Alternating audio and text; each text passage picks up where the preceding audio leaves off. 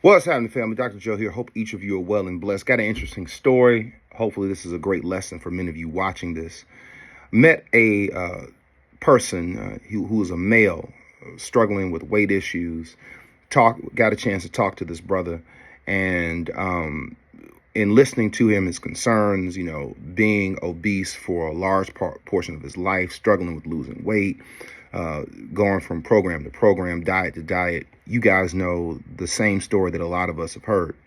And right off, I could tell that what he was dealing with, because I had walked in those same shoes before, addressing and dealing with obesity as a cloud over my life and never being able to lick it, and finally getting to the point to overcoming it, keeping it off, and empowering others to do so is a great feeling. But in looking at this brother, I could tell he was dealing with insulin resistance. And a lot of you may be saying, well, how can you tell? Well, when you've been doing this long enough, there's a certain way that a person's physique looks. When a person begins to carry weight in their stomach, kind of like the muffin top, is a certain way visceral fat makes the body shape look. I'm not saying that this is 100% accurate, but it's a reason why waist circumference is an indication to heart health.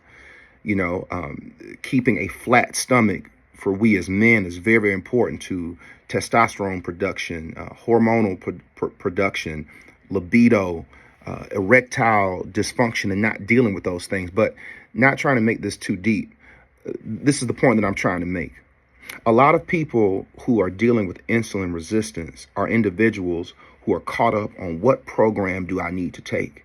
And the problem is individuals who say, okay, I need to lose weight. I need to get my diet right. I need to get my exercise right. I need to be consistent. Yes. However, if a person is insulin resistant and they're overweight, it's more than just working out and diet.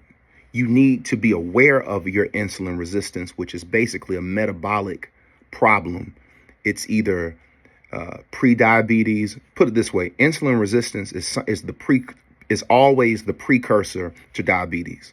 No person becomes diabetic without going through a phase of insulin resistance, which is basically the body's metabolic functioning stop working. To be very, very brief, I know this is social media and this is very, very brief, but if you want to know what insulin resistance is, think about a fuel line in a car that is not operating correctly. Think about the fuel line not being able to take gas from the tank into the engine, spray the engine to where it combusts to allow the cylinders to move and to cause traction and movement of the wheels and the tires. When your metabolic functioning or pre-diabetes or insulin resistance happens, the body's ability to metabolize food has been mitigated. If you're dealing with insulin resistance and you're unaware of it, your problem is bigger than just exercising and diet.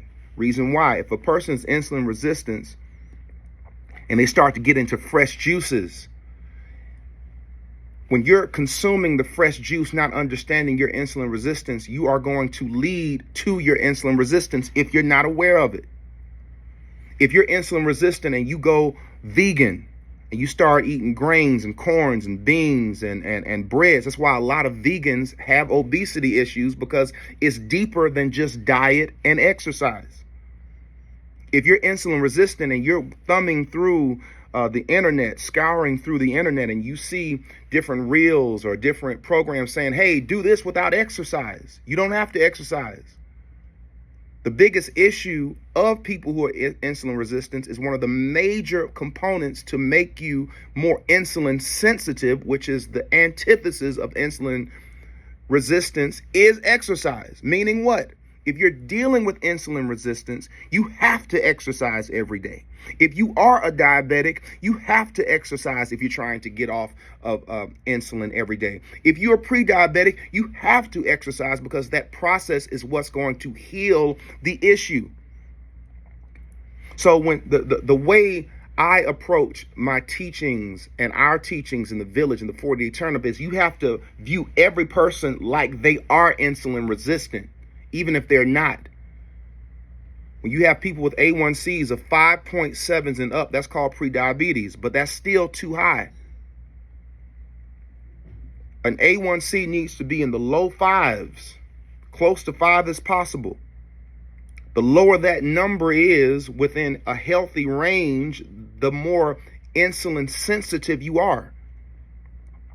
The more insulin sensitive I am, the easier it is to lose weight. The easier it is for me to keep it off. The easier it is for me to have balanced energy through the day. A lot of people don't know it and don't understand this conversation. You'd be surprised the amount of diabetics who don't have this conversation. And the reason why is because the gatekeepers of our health at the end of the day do not care about our wellness. Why? Because your sickness is too profitable. Western medicine is trying to diagnose you with something and give you a pill that you can pay in order to get it. The pharmaceutical companies are lobbying to keep the way we treat medicine just like it is. You go to your doctor, you get test after test after test after test after test after test. When that test is high here, high there, pill, shot. Okay? One of the major components of our health is our metabolic function. So when people are out here and people have these struggles and they think it's about just a program that I'm on and exercise, is deeper than that. You have to address the insulin sensitivity. You have to address your insulin resistance by becoming more insulin sensitive. Insulin resistance is like a house with a flooded basement.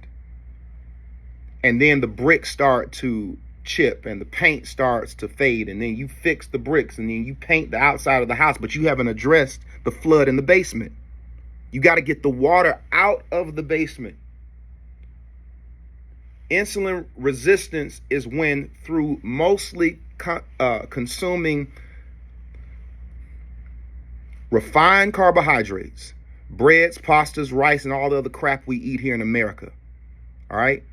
When the glycogen levels increase in our liver and in our muscles, then there's spillover. Spillover manifests as weight gain, and then when you start gaining weight, you gain visceral fat, fatty liver. Then what happens in the blood? The blood sugar begins to rise. You're pre-diabetic, then you're on insulin. So now your metabolism is jacked up.